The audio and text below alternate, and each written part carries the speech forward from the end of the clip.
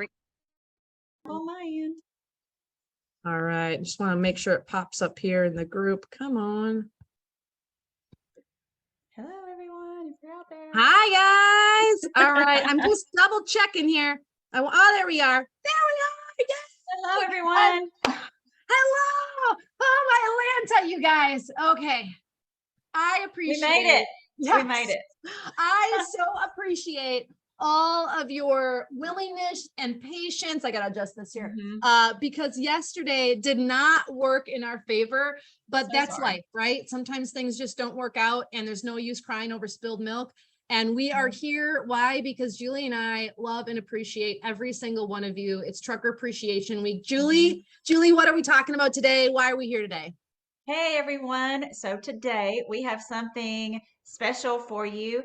And like Hope said, yesterday was a little bit of a disaster, but we worked it out and here we are today. It wasn't a disaster. It was a learning experience. And Julie and I are not the most tech savvy. I mean, I can be, but man, okay.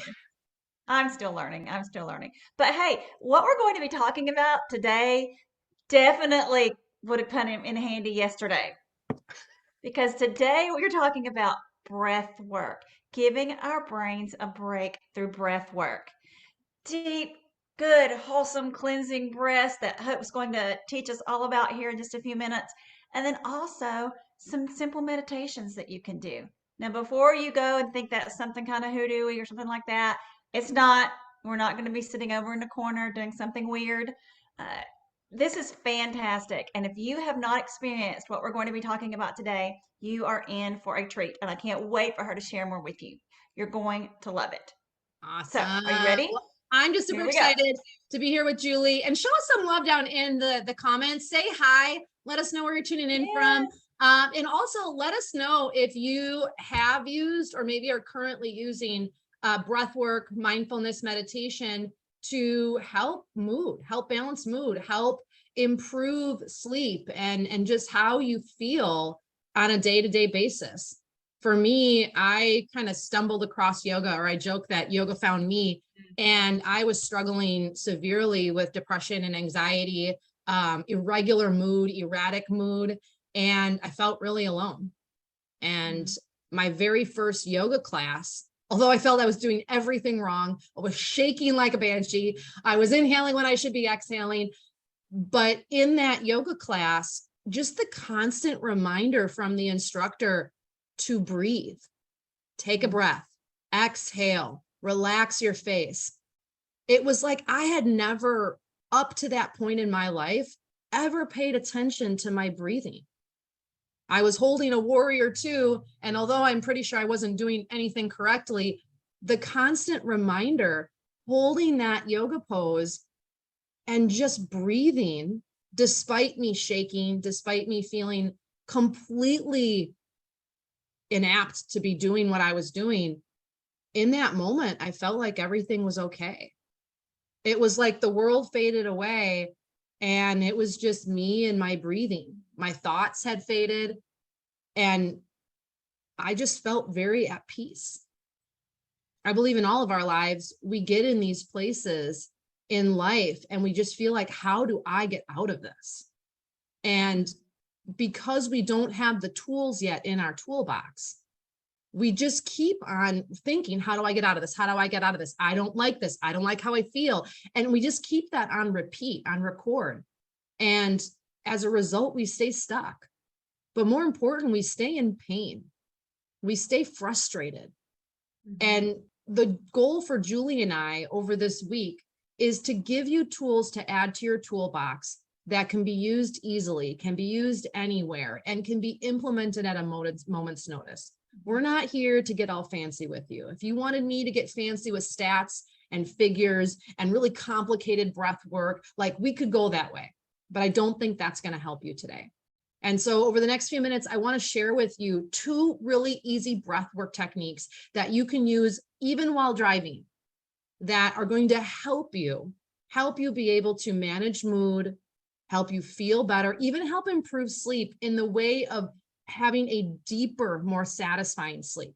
Not saying it's going to make you sleep longer, but more deeply satisfying sleep. And these techniques work. When implemented correctly, when done regularly, these techniques work. So first of all, how many of you, and you can answer down in the comments, how many of you hold your breath? Like feel like you hold your breath on a regular basis? Maybe you catch yourself during the day. My dad is always like, I think I hold my breath the majority of the time during the day. Like I catch myself where I don't even know how I'm upright. Like he kind of freaked himself out one day sharing that with me. For many of us, that's how we handle stress. We hold our breath, but it has the reverse effect. Additionally, I want you to do a little check for yourself. The majority of adults breathe with less than 18% of their lung capacity. So your clavicles are here. That's what I call clavicle breathing. So when you're only in the throat, barely in the chest, no wonder you're anxious because this is your breathing. It's so shallow and so erratic that you're never even triggering your vagus nerve, which talks with your brain. You're never even triggering your parasympathetic nervous system to send signals to your body to relax. Like it's not even your fault.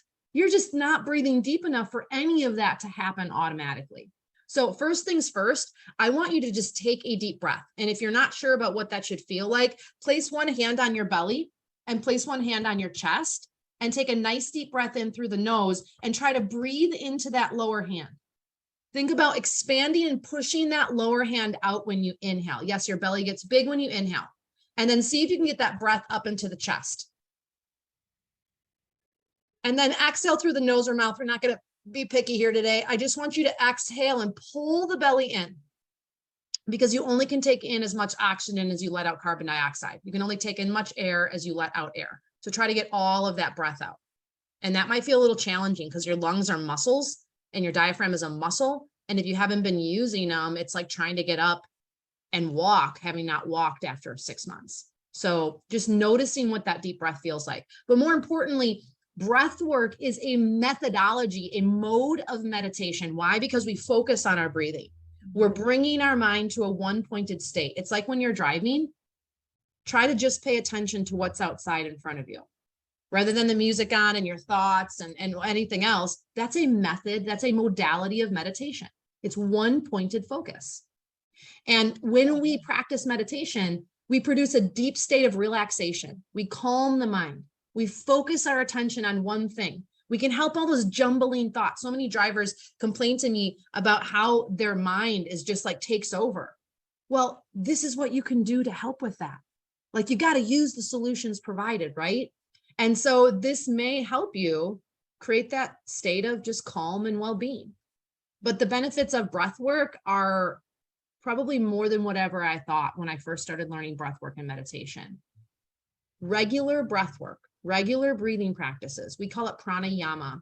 Yama or prana is life force. Ayama is a practice. So breathing practice, life force practice.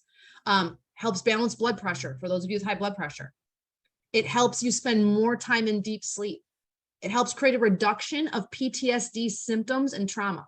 Like it gets you out of that fight or flight state, which is partly what PTSD is. The act of mindfulness, this is my favorite. 10 minutes of breath work can increase serotonin and dopamine in the brain, giving you that fix, but a more permanent one that oftentimes people are looking for when they're reaching for antidepressants or they're reaching for other substances.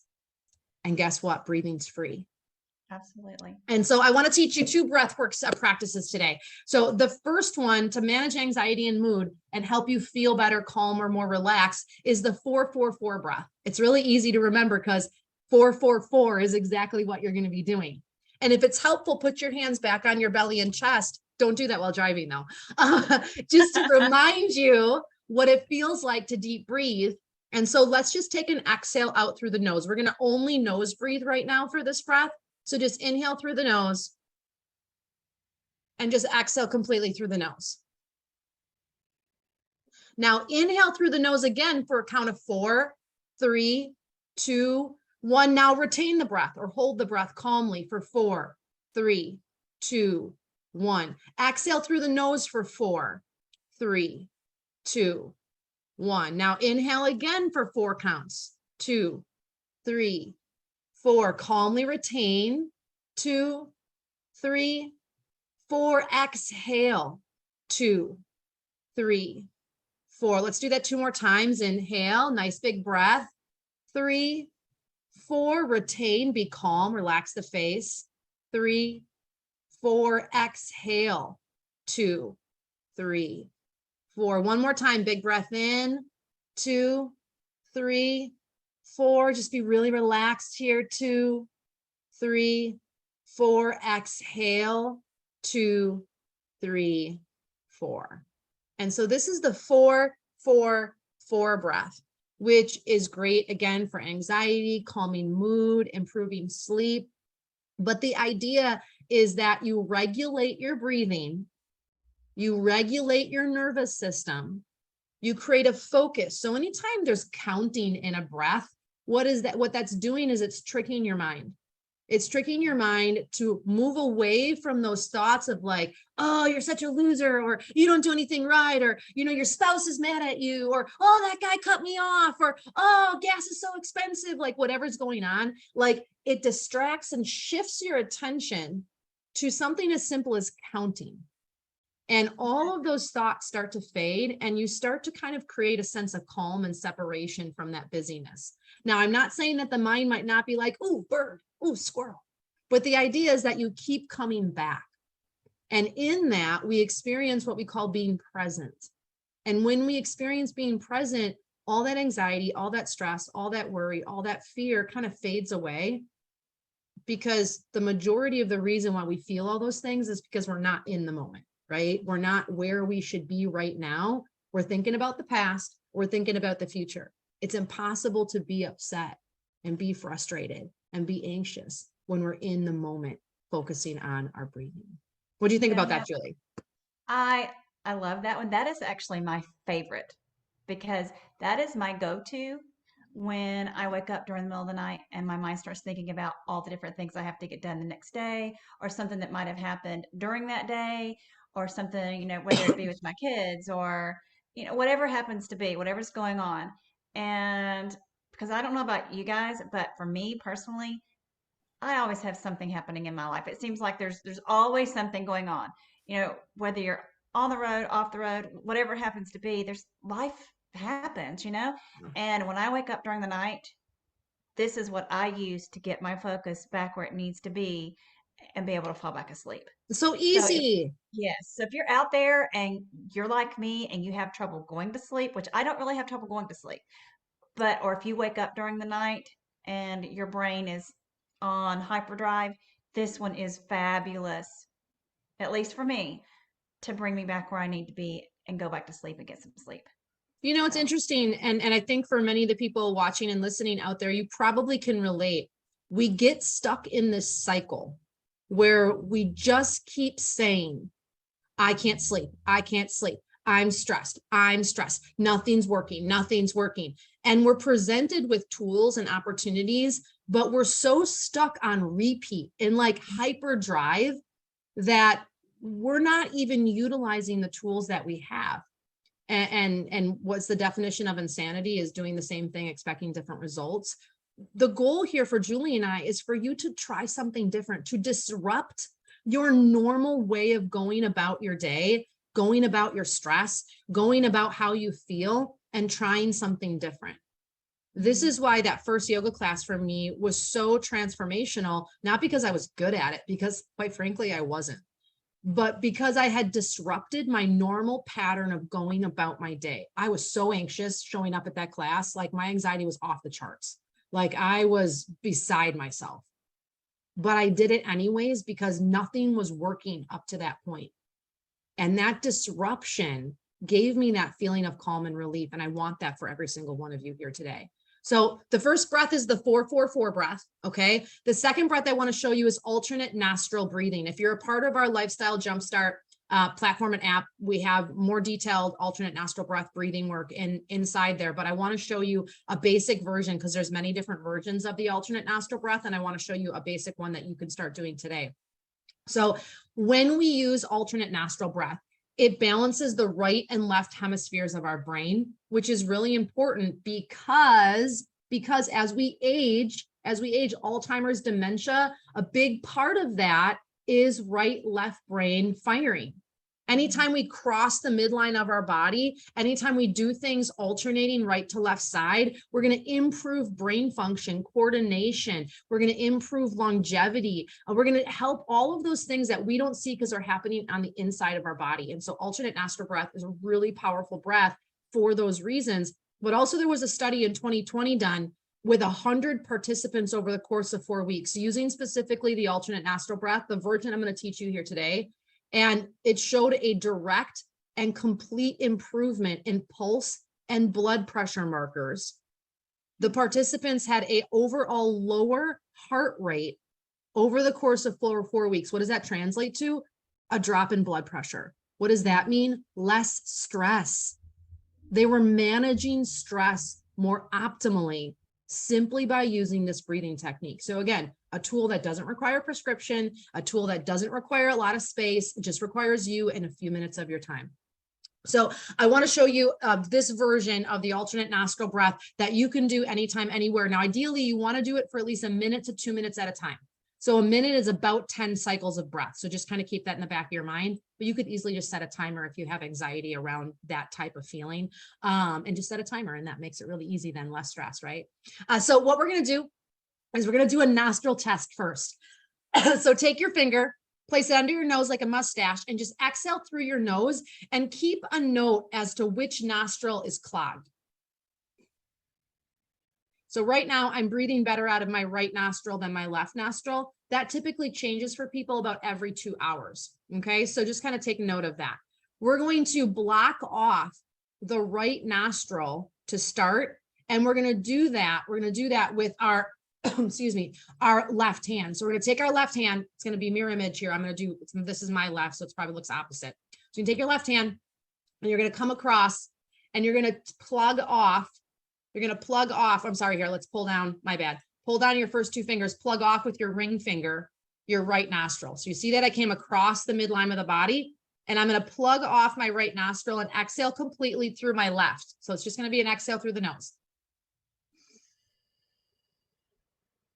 Now inhale on that same side. Inhale. Use your thumb and plug both nostrils off. And let's just hold here for about a count of 4, 3, 2, 1. Pick up your ring finger and exhale through your right. And then inhale. Plug off both, nice and calm, relax the face. Lift your thumb and exhale through the left. So now I'm going to put a time on it. We're going to use the 4, 4, and 4 for easy remembering. So inhale 4. Retain for 4, 3, 2, 1. Lift your ring finger, exhale for 4, 3, 2, 1. Inhale for 4, 3, 2, 1. Retain, be super calm. 3, 2, 1. Lift the thumb, exhale. 3, 2, 1. Now let's keep doing this, but every time you inhale and then you pinch, you're going to pause for that 4 counts and then lift and exhale through the opposite side. I want you to now hold and retain after you exhale. So now there's going to be a pause here. So it's inhale, 1, 2, 3, 4, retain, 2, 3, 4, lift the thumb, exhale, 2, 3, 4, pause here, 2, 3, 4, inhale, retain, pinch and hold, be really calm, exhale, opposite side, and then you're going to retain for 4 counts there as well. Hold it, 2, 3, 4, inhale, it's our last cycle, pinch and hold, just nice calm face, 4 counts. Exhale, lift the thumb, and now exhale completely. Exhale all the hair you have left, every little bit of it. And then drop your hands, deep breath in, deep breath out. One more time, deep breath in, and deep breath out. And now you're probably like, Hope, I have to blow my nose. That's a good thing. You're unclogging the nostrils. You're creating clarity. You're creating a consistent flow. You might even feel a little lightheaded and dizzy right now, which is actually a good thing, because what that says to you is that up to this point, that minute we did this, you were breathing with less oxygen to your brain than you should have. You were not breathing optimally. This is why breathing practices are so great in the morning, because they get you going for the day. They optimize your body function. You do a pre-trip check for your truck. Why the heck aren't you doing it for your body? Last time I checked, you were the one driving the truck. You should be more focused on making sure you are running optimally before you ever decide to get behind the wheel. But yet so many drivers are like, I'll focus on that later. I want you to be optimal. I want you to be in optimum running condition. I want you to feel like you can head out on the road and feel safe for yourself, safe for everybody else, but also feel at your best. And so where can we do these breathing exercises? Well, the alternate nostril breath you can do right away when you wake up in the morning. You're getting that midday brain fog where you start to drive and you start to feel tired or like it's hard to focus. The next time you stop, or even if you're in traffic at a standstill, just do the alternate nostril breath for a minute. Do the 4, 4, and 4 when you wake up in the morning, before you go to bed at night. When you wake up in the middle of the night, you can't fall asleep. You have tools now. But the real question is, will you use the tools? And if you're like me and you forget to use stuff that's new, this is the last thing I'll say. You know how I feel about this. Those of you that worked with me. I know it's old school, but grab a Post-it note and a pen or a pencil and put the message, remember to breathe, or 4, 4, and 4 breath, and stick it on your dashboard. Stick it right by your bed. So when you roll over and have it on your water bottle in the morning before you take that nice big drink of water, remember to breathe. You have to get it in front of your face so you remember these things. Right on my computer, I have your posture. Why? Because every single day when I sit here, I remind myself to have good posture, because I forget too. And so, Julie, what are your thoughts? What did you think about that? Well, I have a question. Actually, I have two questions. One for me, and then one based off a comment that I see on the group here. So my question is, and you can answer these in whichever order you want. My question is, why is it our face has a tendency to tighten up when we're doing these breathing exercises? Because I have to remind myself every time, loosen your face, loosen your face. And then two, or relax your face.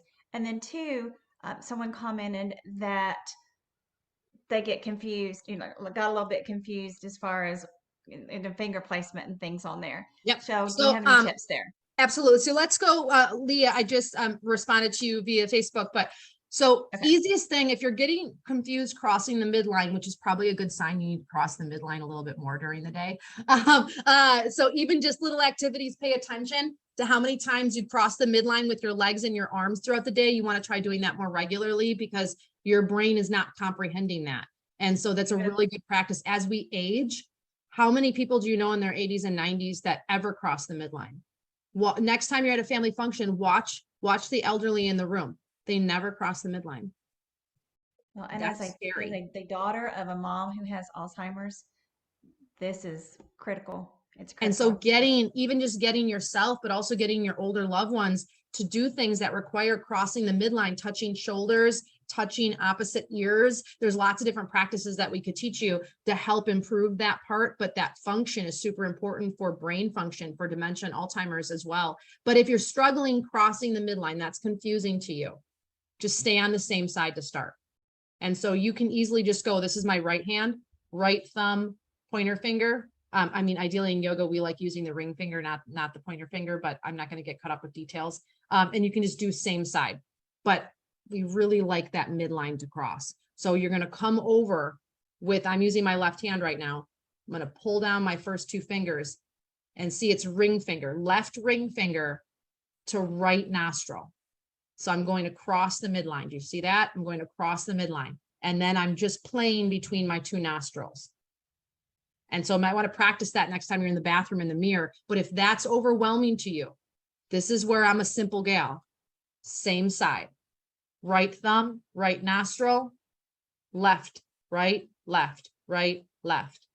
And so if that's a challenge for you, Just eliminate the crossing the midline, but don't eliminate crossing the midline from your life. So that is something I would encourage you to practice. If that was fumbling your brain up, there's another reason why that's happening. And so you really want to be able to start utilizing that cross the midline function more regularly. And this is one way to do that. Great comment. The second thing with facial tension. So many of us store tension in our face versus the rest of our body. So now you're breathing, okay? You're not tensing your belly. You're breathing deeper than what you normally have. That tension, I always look at it like shaking out a quilt full of dirt. Like the dirt has to go somewhere else temporarily. And so we just kind of keep filtering that tension out. And so to constantly remind yourself, relax your face, relax your face, relax your face is going to be one of those things that you want to keep reminding yourself to do as that tension moves out of your body. That I think of it like learning a skill that, you got to have to like soften the edges of that skill as you learn it and get better at it and better at it and better at it. But this is tension, you guys, that you've always had in your face. This is tension that you've always had in your body. You're just now aware of it. That's like the whoa part. Like that was always there. Like you were always this tense. Just now we're trying to relax and you're faced with that tension. You're noticing the tension. To me, as a teacher, that's a good thing because that's awareness. And now you can make a change. Now you can pay attention. Now you can write a Post-it note and push it on your dash that says, relax face, Hope. Relax face, Robert. Relax face, Jacinda. To remind you of those things. So think of that as a good thing. Yes. You weren't aware of it until you started doing something that was triggering relaxation. I mean, isn't that kind of cool that now you're actually paying attention to something that was probably happening 24/7 and you never noticed it before because you were never engaging in practices that allowed you to sand sift to go, whoa. It's kind of like you didn't think balance was bad until someone asked you to stand on one foot. Because up to that point, you never stood on one foot. You're like, why is balance so bad? Well, how many times do you stand on one foot during the day? Probably never. That's why it's hard. Practice. It takes practice. You're building skills, you're building muscles, you're building an awareness in your body, and that is a good thing. So here is your challenge for today. I want you to practice one or both of these breathing exercises 1 or 2 more times during the day. Y'all don't tell me that you don't have time, or I will come through the camera and I will find time for you. Okay. Right. Like you can do this on a break. You can do this waiting to load or unload. You can do this walking into the truck stop. Do the 4, 4, and 4 breath while you're walking. No one needs to know. Pay attention to your breathing, kind of solitude in that moment while you're walking. I mean, do it while you're waiting in line to get food. Do it before you go to bed, laying in your bed at night. I don't care where you do it. But the people that make this a priority will be the people that get to benefit. The people that don't will be the ones to always just stay in that cycle of, I'm stressed, I don't like my life, things are hard, why me, why me, why me? I was that person for years. And I decided that I didn't want to be that person anymore because I wasn't fun to be around. I wasn't living optimally. And I recognized that there were things that I could do to change my life for good. Many of you know that I'm in recovery. I made that choice on my own. It was a hard choice. It was a scary choice. No one was there to pick me up. No one was there to dial the phone. I had to do it. And I didn't know what I was doing. I was completely just blank, dead stare. Like I had no idea how to live life without addiction, without depression, without anxiety. Those were the coats that I wore. And so change is hard. I want you to lean into these tiny little changes though. I want you to lean into these simple little practices like paying attention to your breathing, because this is the foundation that if you want to live a happy, blissful, reduced stress, let's not say stress-free because there is some good stress actually, life, this is how you start. If nothing's worked up to this point, it's probably because you're biting off more than you can chew. Let's just start small. But you got to show up for yourself. That's right. All right, Julie, any last words? Thank you guys for being here. I know you've learned something today. I've learned something today. I always do. Just a little thing, and if you take one thing from this, it's that you're worth investing in yourself. You're worth it. And so I want you to really focus on that and be here tomorrow. Awesome. We will be We're going to be here here tomorrow talking about some more great strategies and techniques that you can implement into your life. And we're also going to be sharing Tuesday's content that we missed. We're going to be sharing that on Saturday. And so we'll post more details about that. So we're not going to leave you hanging. We're not going to leave that from you guys. We want you to be able to feel better wherever you are. Remember, it's the small, simple changes that lead to the big results so that you can feel good in your life again. Goodbye, everybody. Bye.